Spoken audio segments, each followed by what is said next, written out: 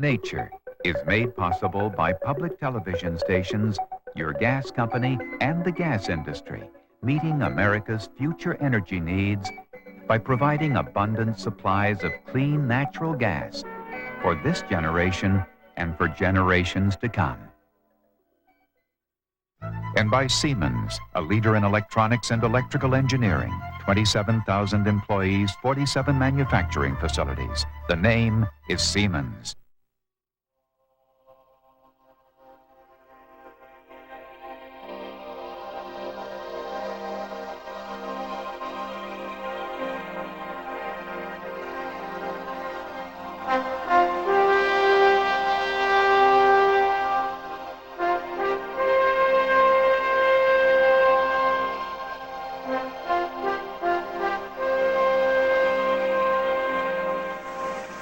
It's said that beauty is in the eye of the beholder.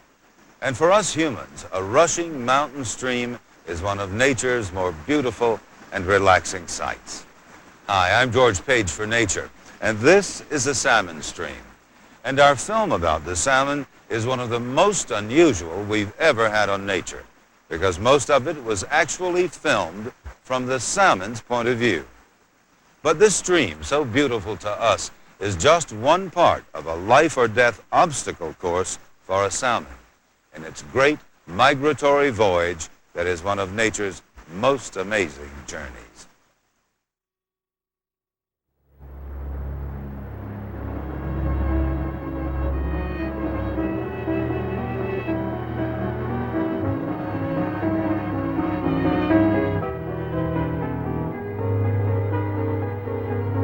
The determination of salmon to return to their native rivers where they will spawn and die is legendary.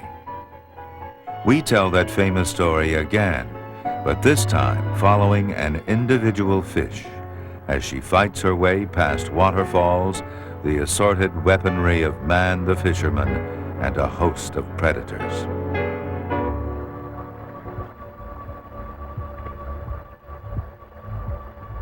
She moves upstream. Danger is everywhere. Each shadow above can harbor a death blow.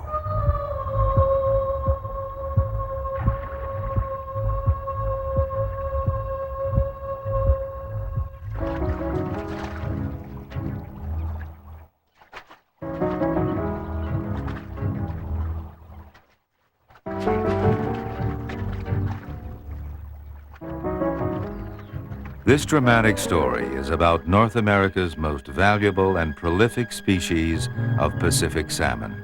It's called the sockeye, and it's red.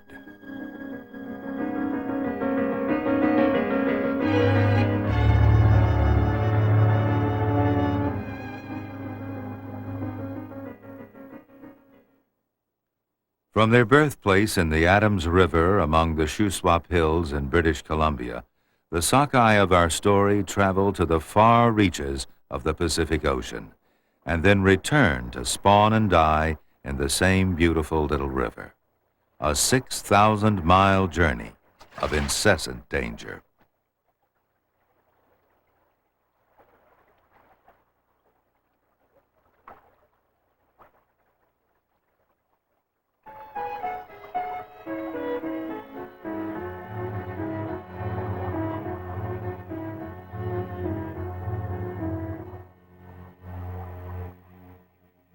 It all starts in October with an egg, one of 3,000 that were laid and buried by one of the female sockeyes in a nest of gravel in the Adams River.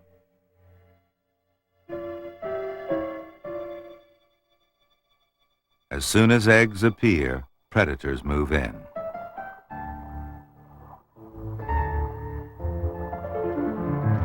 Mergansers dive and dive again to clean up the surplus.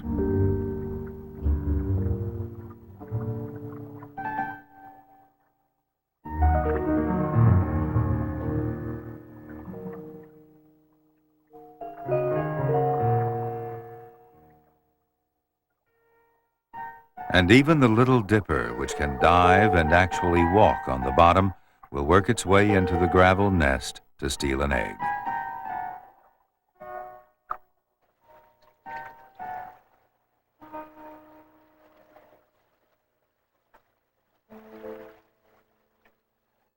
But most of the eggs stay securely hidden, and protected from sunlight in its gravel pocket, our egg begins to develop.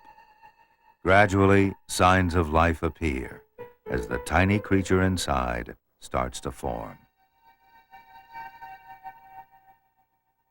After about a month comes the first recognizable feature, the black dot of a rudimentary eye.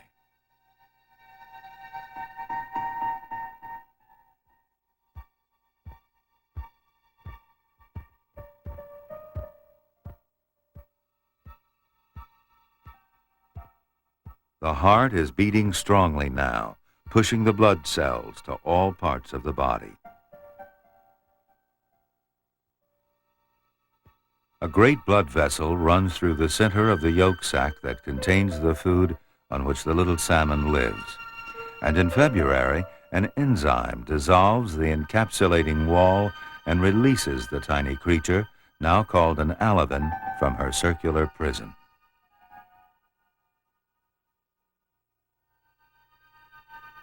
In May, her yolk sac absorbed, the alevin becomes a fry. Now she must leave the gravel and reach the food supply in the stream above. She struggles from the stony sanctuary, up into the light.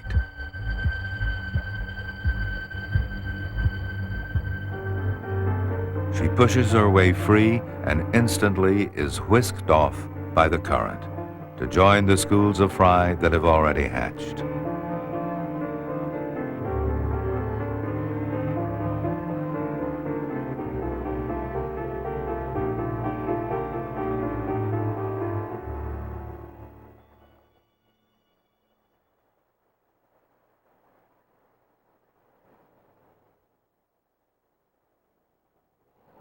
But it's not long before she's on the move downstream. After hatching, young sockeye salmon, unlike other salmon species, head for a nearby lake. It's in still water, not the river, that most of them spend their first 12 months before going to sea. And so, as one of a great school of fry, our little fish finds her way into Shuswap Lake.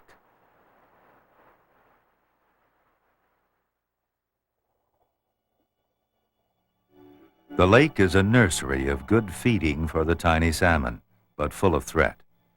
Swimming on through a maze of weed stems, our little fish finds the battle for life or death as ruthless as in the fast-flowing river she's just left.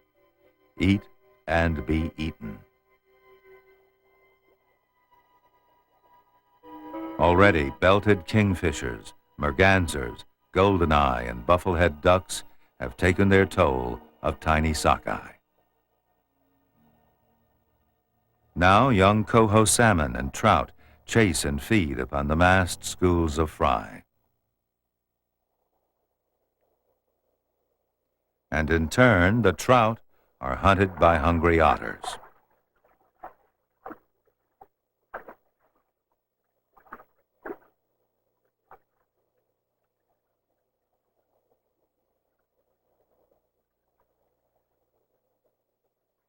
In the natural world of predators and prey, there are no rules.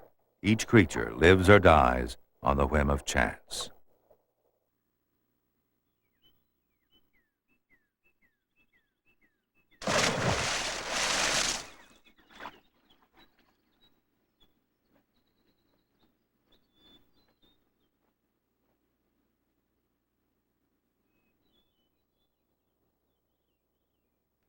But if she manages to survive, it's here in Shuswap Lake that our young salmon lives for the first year of her life.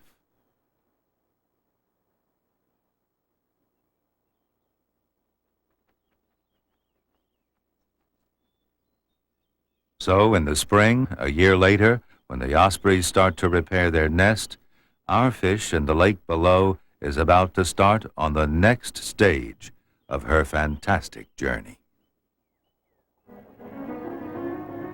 With the breakup of the ice and a rise in water temperature, the surviving millions of young sockeye leave the lake as smolts and head downstream. For our salmon, now about 4 inches long, The Thompson River is a constantly changing scene. Through shallows and deeps and racing torrents of white water, she swept ever seaward.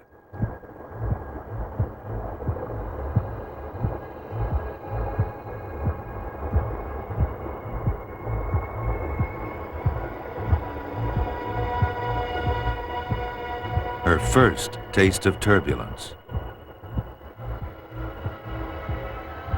Out of control. Confused.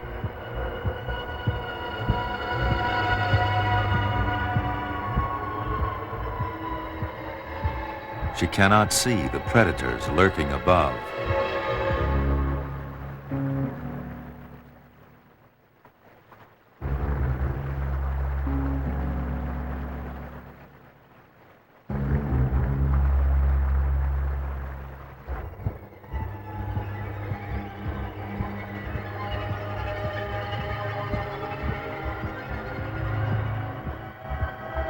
At last, the water's clear. She's made it through the rapids.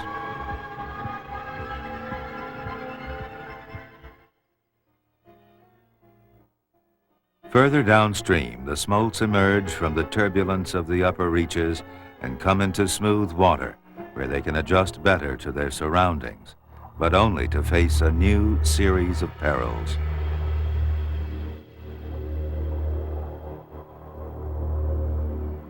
Already, some of them have been eaten by garter snakes. Others lose their way and get trapped in a backwater, leaping in vain among a family of Canada geese.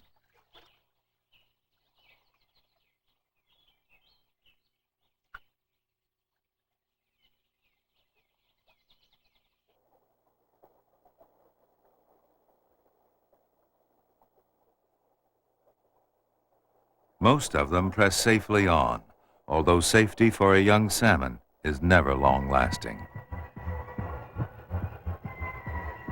Suddenly, dark shapes block the light.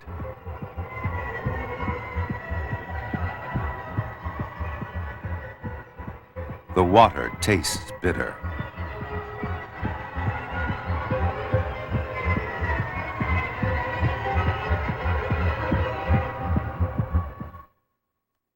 Logging is British Columbia's biggest industry, but there's a price to pay.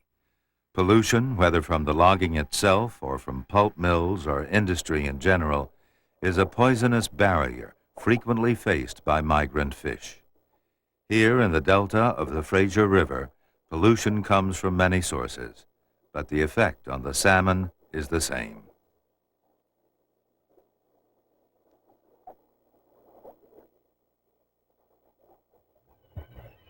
She fights her way through the caustic, poisonous soup. She struggles to swim, struggles to breathe. Finally, clean, clear water. Different water.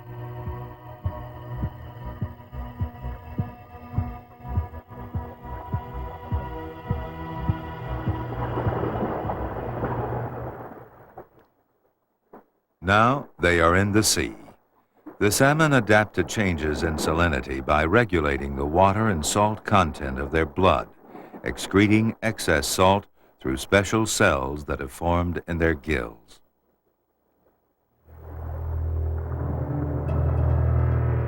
In the weird underwater world of a kelp forest, strange and dangerous creatures, bizarre in shape and color, lurk among the weeds and rocks.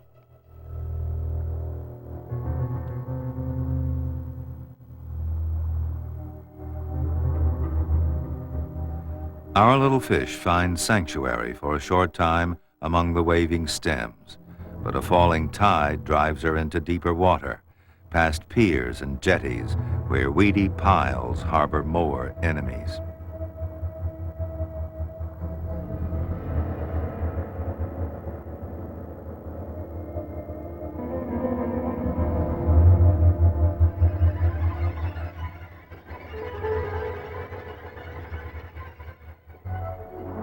And further out wait voracious fur seals, tigers of the sea.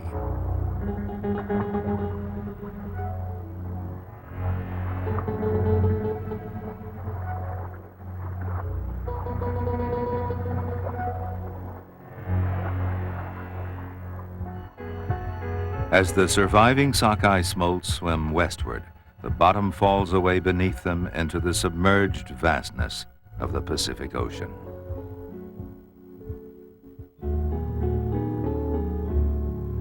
This huge new world of the salmon is more than 70 million square miles in size, ranging from a few inches to 7 miles in depth. Its islands still uncounted. Its population includes myriads of plankton, hordes of strange sea drifters. From the primitive jellyfish to big jellyfish-eating sunfish, their numbers are beyond our reckoning.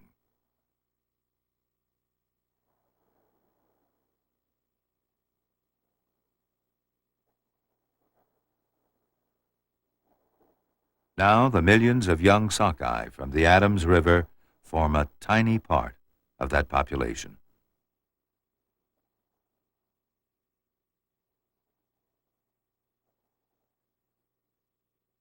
With each day as they swim through their seemingly endless world, the salmon become swifter and stronger.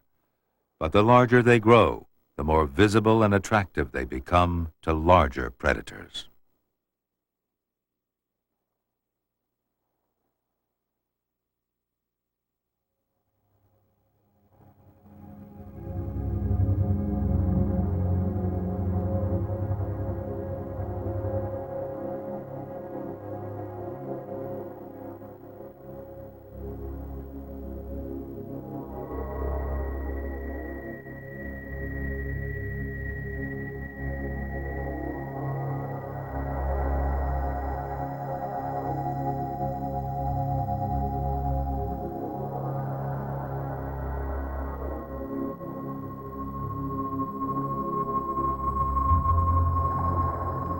After 3 years at sea, moved by an urge to mate, the wandering salmon start the long, long journey home.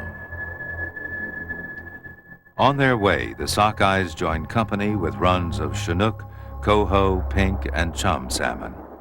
And among them all are the sockeyes destined for the Adams River.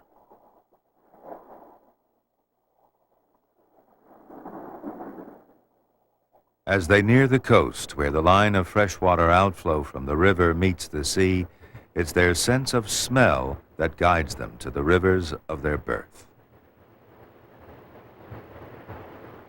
The sense is so acute, it's believed they can smell 1 particle in a trillion.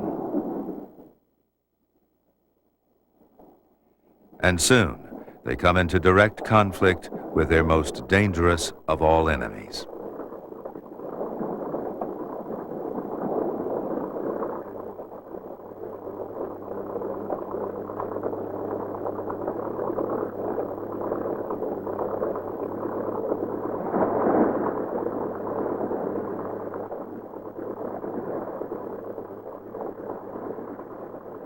Trolling with hook and line is a very old but effective form of fishing. About 2,500 boats troll for salmon off the British Columbia coast. This fisherman has already caught his government-allowed quota of sockeye, so that this fish has to be released. But not every fish released will survive.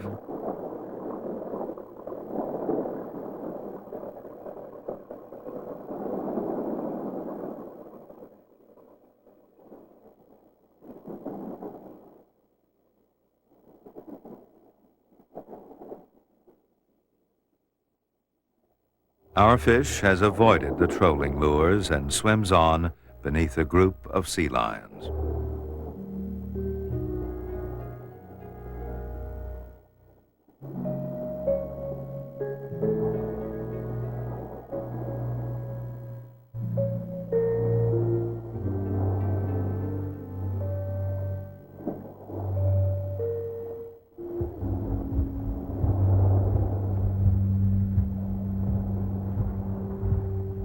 She senses danger.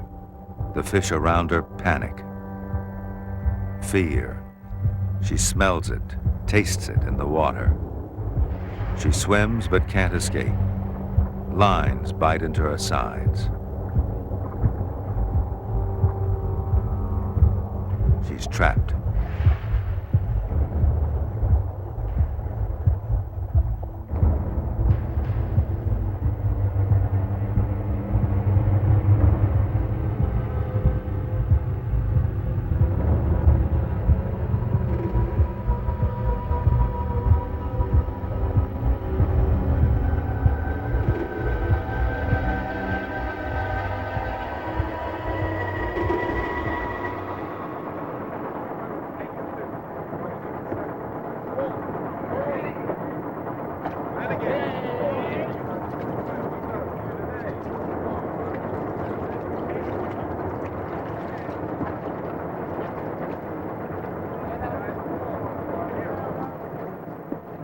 For this female sockeye, in her skin of sea silver, death seems inevitable.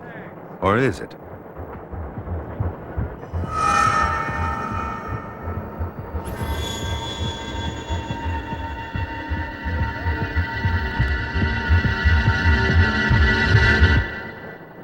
In fact, she's been caught by the net of a research vessel. It's all part of a tagging program to gain more information about migration routes. Unharmed, she's released to swim away and rejoin the migrant schools heading up the Vancouver Channel.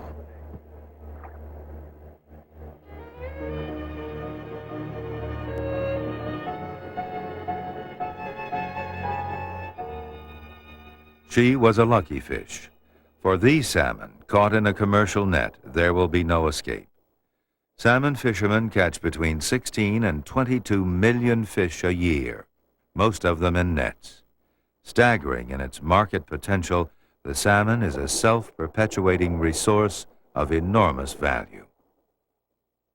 Years ago, they were so prolific that the numbers of returning fish had seemed inexhaustible. At that time, although salmon fishing was a free-for-all, the boats and gear weren't effective enough to cause serious depletion of fish stocks. By contrast, modern salmon fleets are capable of catching entire runs of fish. Now, perhaps just in time, fishing by foreign fleets has been pushed back to 200 miles offshore. And a program has been started to try to restore salmon stocks to their former abundance. The plan has many elements: fishways to help returning salmon past dams and weirs, salmon hatcheries, and limits on high seas netting. These boats are fishing the narrowing channel between Vancouver Island and the mainland. And keeping company with the fishing boats, packs of killer whales. They seem to know, like the fishermen, that inshore channels concentrate the schools of returning salmon. Of all marine mammals, killer whales are among the noisiest.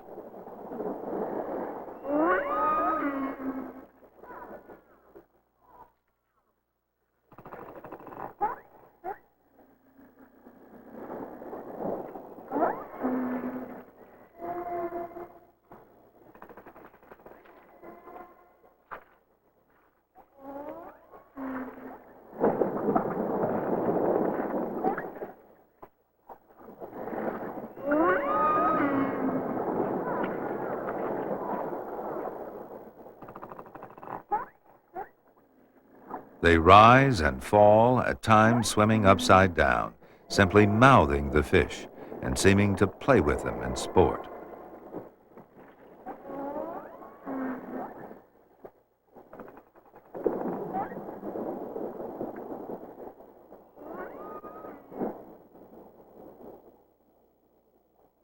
And those salmon that survive the killer whales may yet have to run the gauntlet of hungry seals.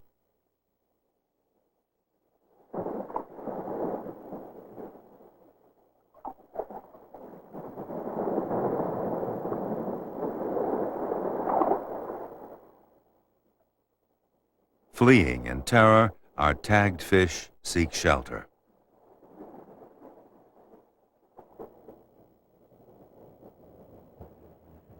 Strange rocks, shadows, safety.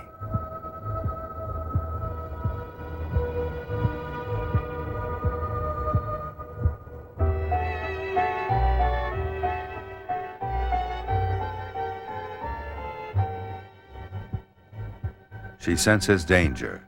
She must swim away from the taste of death. This seal was not so lucky.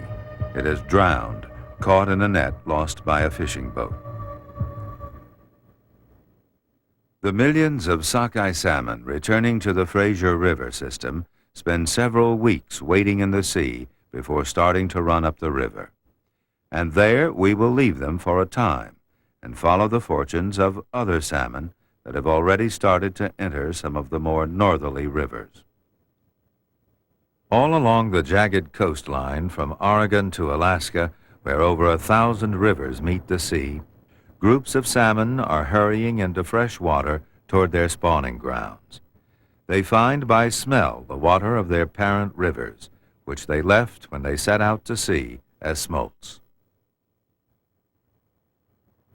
After the turmoil of the open sea, the clear water of a beautiful river flowing through uncut forest seems to offer peace and tranquility. Roots of standing timber control the runoff of heavy rain and protect the riverbanks. Fallen trunks make nursery pools for tiny fish. But no natural environment, however congenial, offers total security. There's always something lurking.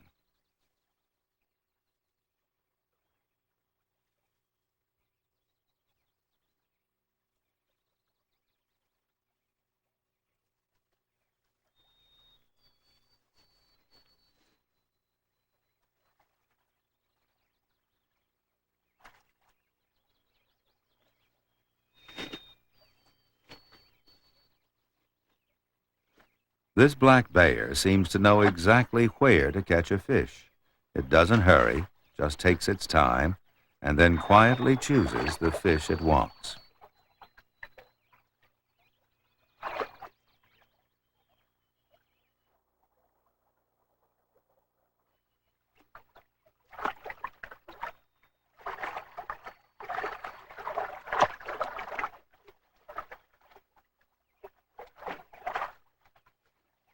That extraordinary skill must be the envy of any fisherman.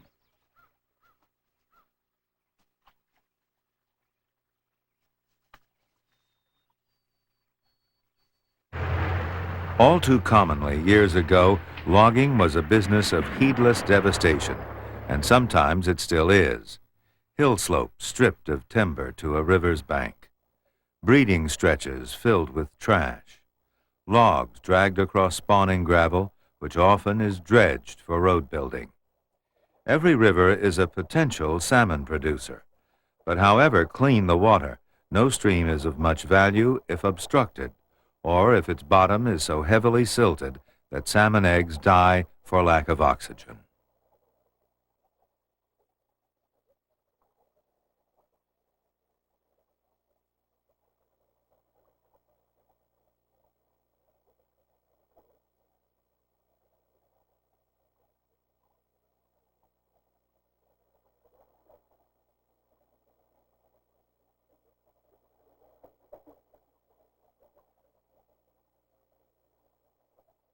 Fattened on the rich feeding grounds of the sea, these salmon are ready for their upstream battle.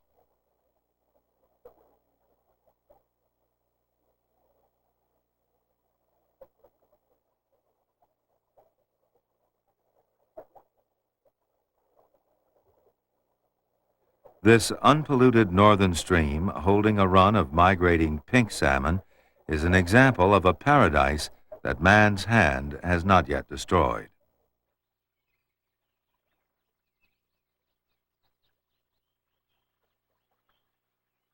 Of course, there's no shortage of natural danger. The chance of any individual fish ever reaching the spawning grounds, hundreds of miles upstream, appears very slight.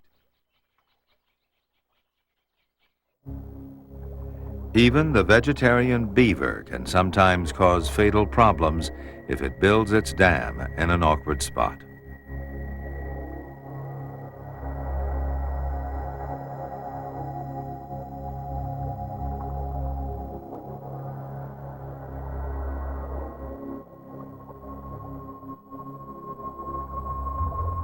In this case, the dam has divided the channel so that some salmon have swung into a side stream running through a marsh, totally unsuitable for spawning fish, but a splendid opportunity for local bayers.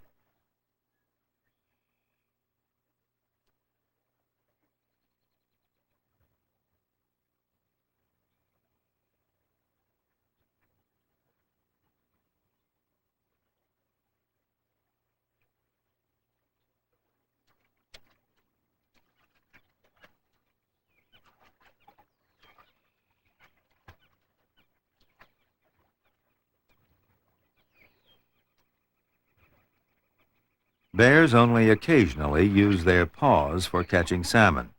They usually bite them and carry them out in their jaws.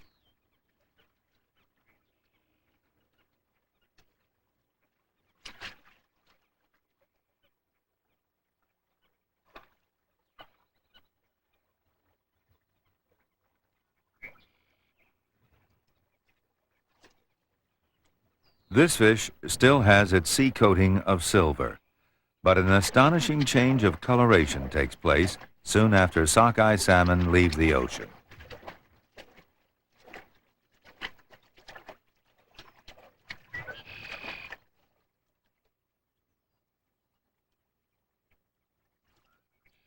The fish this bear was chasing has turned red. All the sockeyes at spawning time will have similar scarlet skins and pale green heads. For the bears, the salmon in this backwater are easy prey. But overall, such losses are minimal.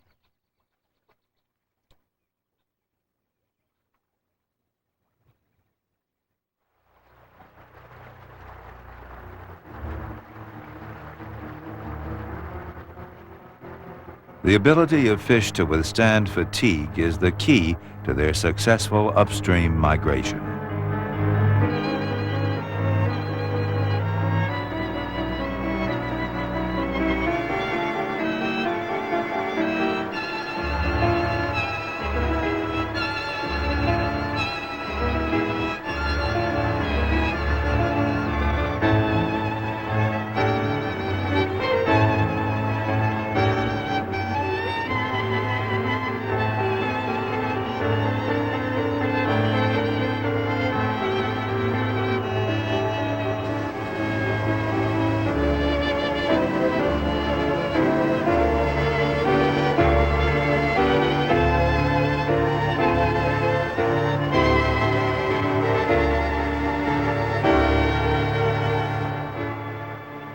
Rapids are dangerous to salmon for more than one reason.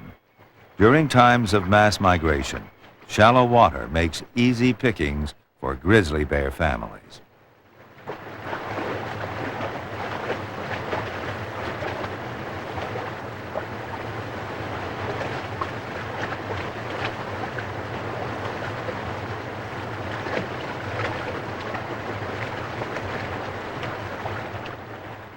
They gorge themselves, but continue to kill, fascinated by the abundance of fish.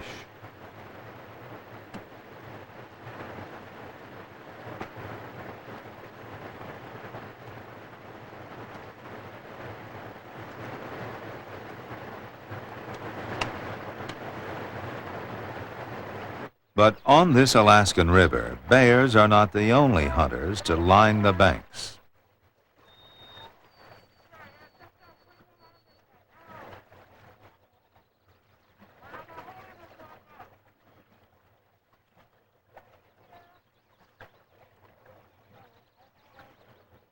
Sport fishing is big business when the sockeye run is on.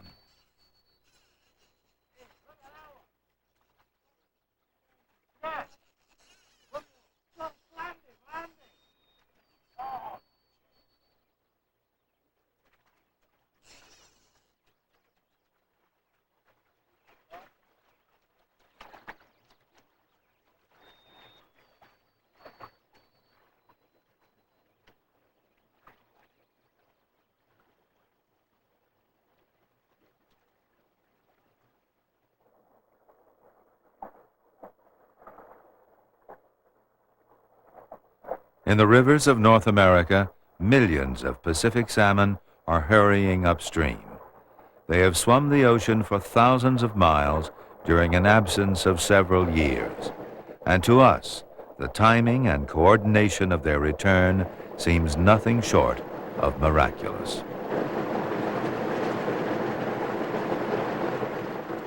Inevitably, leaping salmon suffer many losses due to the battering they receive when forced back against the rocks. Man-made obstacles, such as weirs built to channel stream flow, are especially dangerous.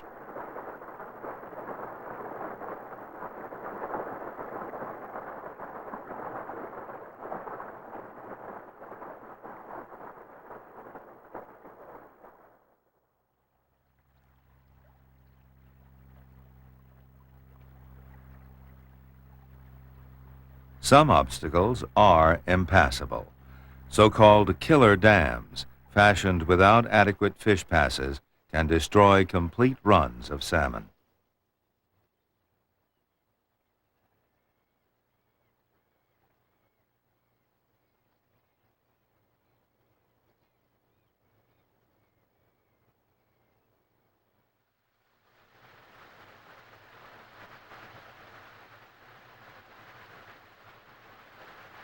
This is another man-made obstacle that stretches from bank to bank, a seemingly insurmountable barrier to the teeming sockeye.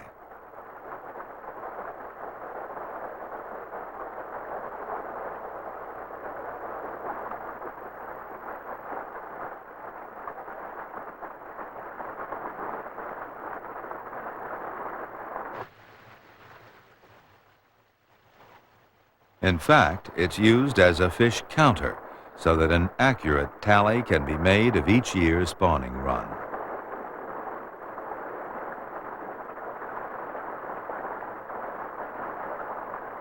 Here, the sockeyes are lining up to get through the counting gate.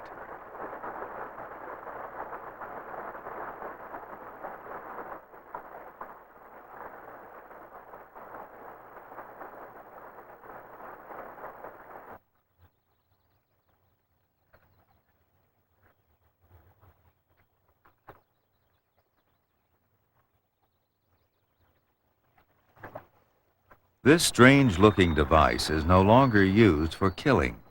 It's an old Indian type of fishing wheel designed for scooping up salmon.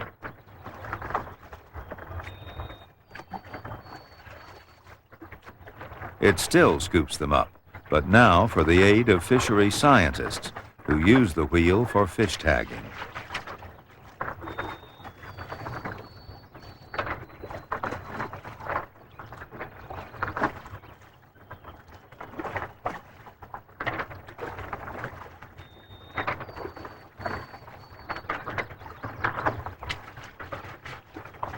I hit 16 and 8 this one. Yeah. But I'll get another one here.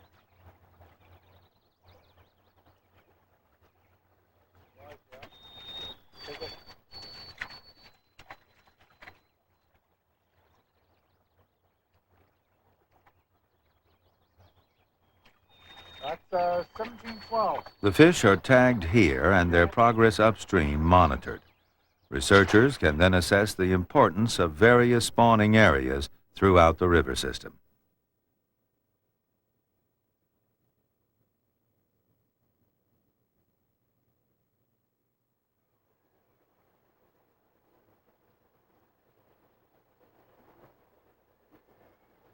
Beside this huge dam, a successful fish ladder has been built that gives the returning salmon a comparatively easy run-up, stage by stage, through a series of tiny concrete pools.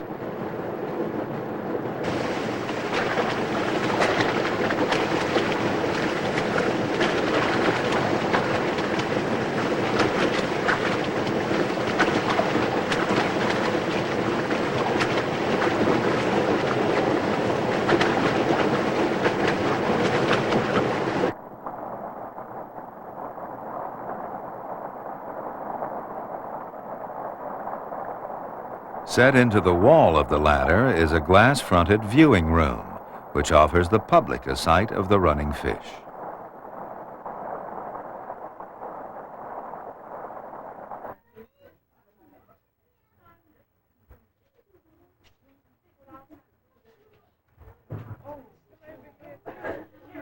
What?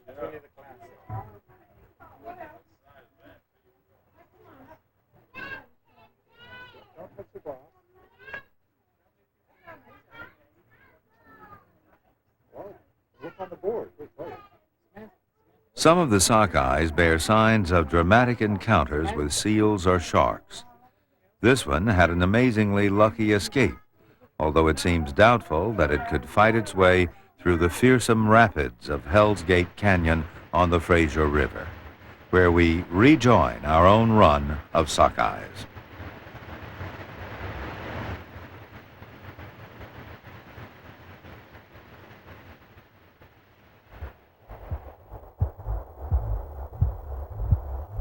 She swims against the strong current, driven.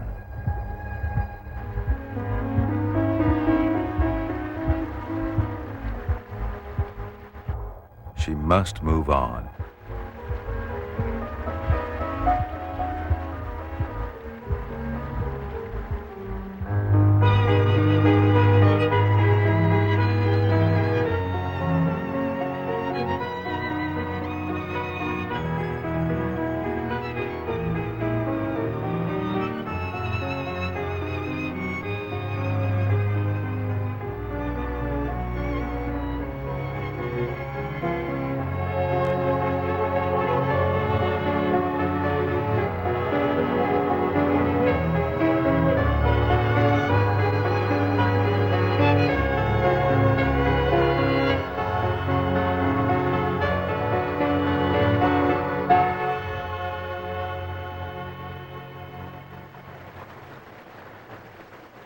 Fishways have been built at Hell's Gate to enable the migrating salmon to avoid the rapids. But on this occasion, the river is so low that the fishways are dry and can't help the returning run of sockeye to get through the narrow gap.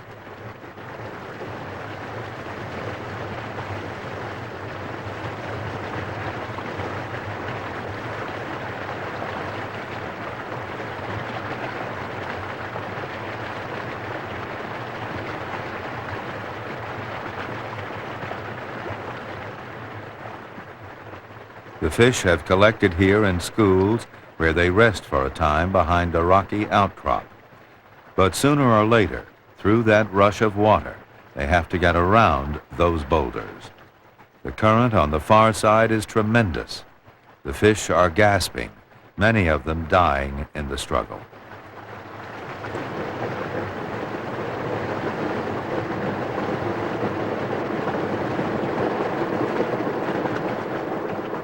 But sockeye salmon are very strong swimmers, and fortunately, although the run is spread out, many fish finally get through in good shape.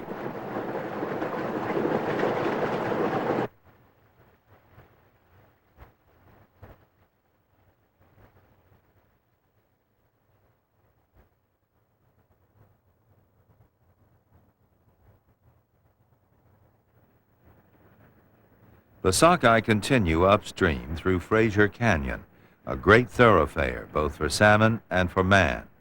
A major highway runs through it and 2 railways.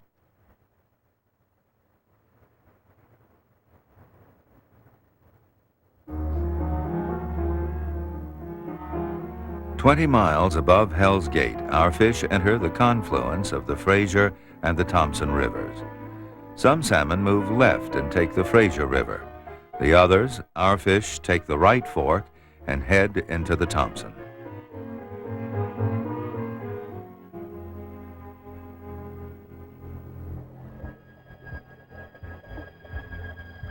This water's familiar. Strange shapes menace again. But she's close to home. She must keep moving.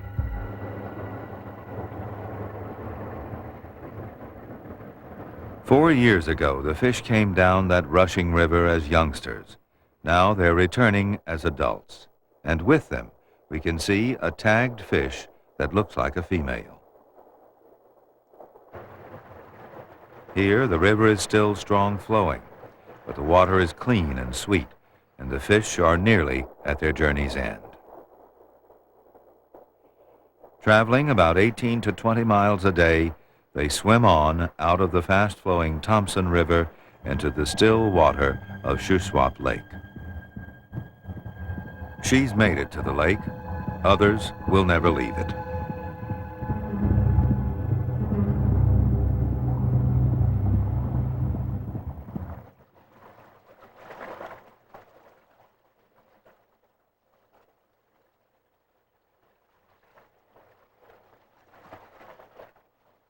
Soon, the fish reach the delta of the Adams River.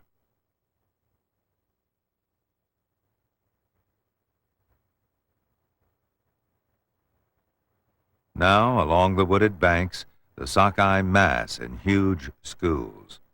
Despite the arduous journey from the Fraser estuary, most of the fish are in surprisingly good condition.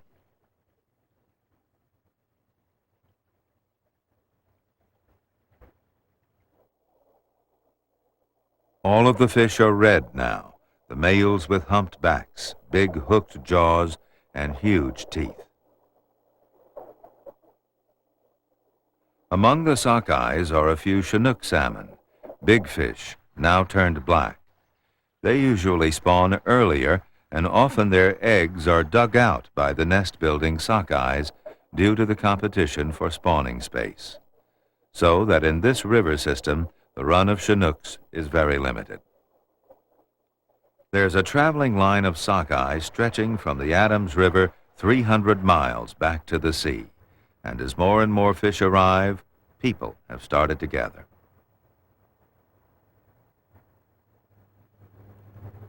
On each of its prolific 4-year cycles, the Adams River Run is a great public attraction. Over the next few weeks, up to 250,000 people will visit this spot.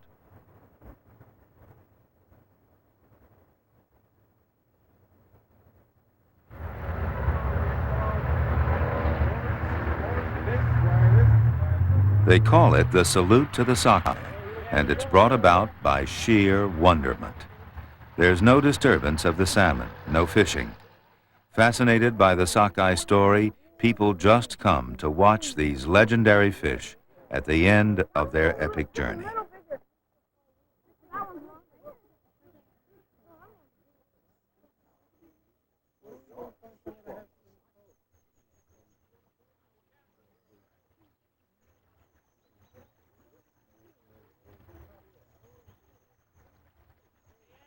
Now intent only on mating, the fish take no notice of the people. They just lie milling together in great schools until the moment comes to pair up and disperse.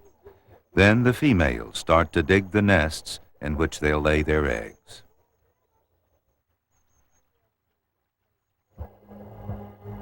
Strange shapes no longer threaten. After 4 years, she's finally home.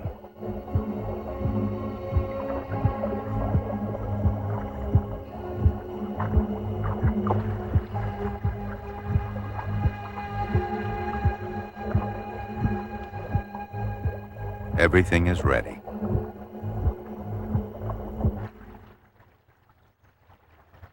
Very soon, pairs of fish occupy every part of the 7.5-mile-long Adams River.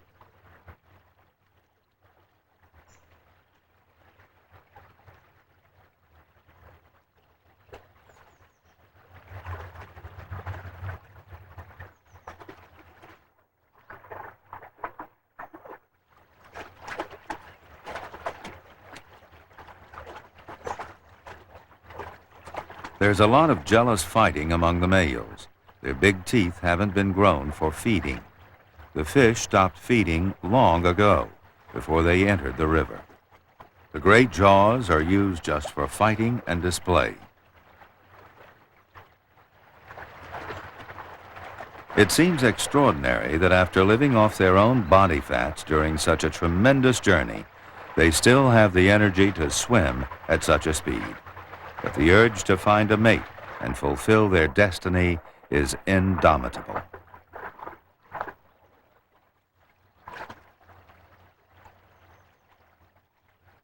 When a pair of salmon get together, they dig a nest in the gravel with a sideways flapping action of the tail. A series of nests is made, and the female will lay in each one until all her eggs are gone. They're instantly fertilized by milt from the male fish.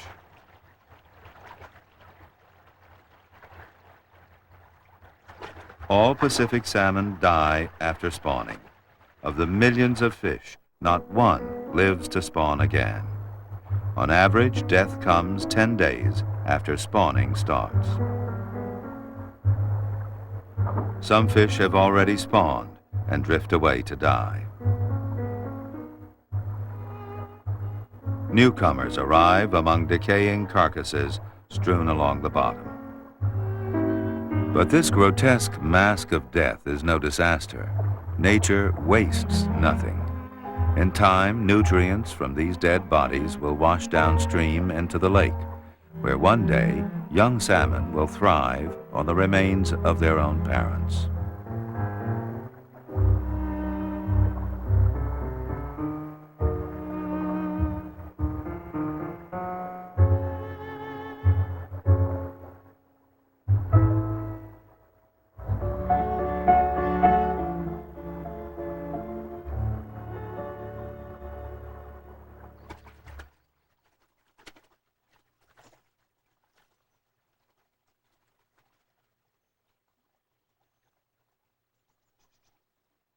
Here, a pleasant surprise. At least one of the salmon we saw tagged at sea has survived the journey home.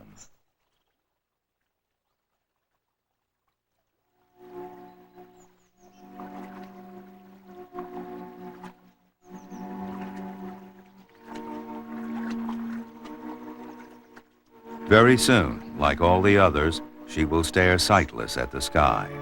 But the task she returned to do will be accomplished.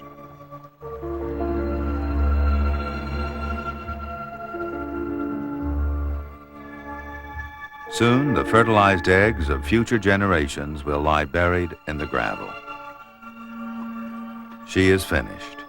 She has succeeded in escaping death only to find it here, where she was born. Yet she dies in triumph, her task complete.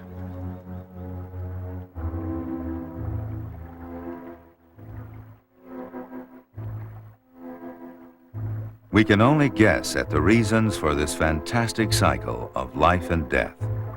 But the sockey's future, like that of other species, is entirely in our hands. If overfishing, river blockage, and pollution can be controlled, then in each buried egg, new life will always tremble in the spring, and nature will continue to perform her miracle of the scarlet salmon.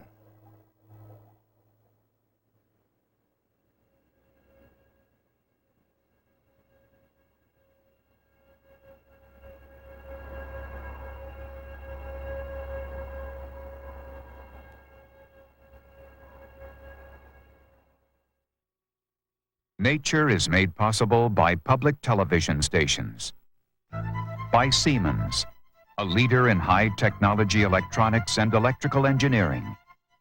Nationwide, 27,000 Americans in 400 locations. The name is Siemens. And by your gas company and America's gas industry, developing ways to use gas more efficiently for more than 160 million people across America.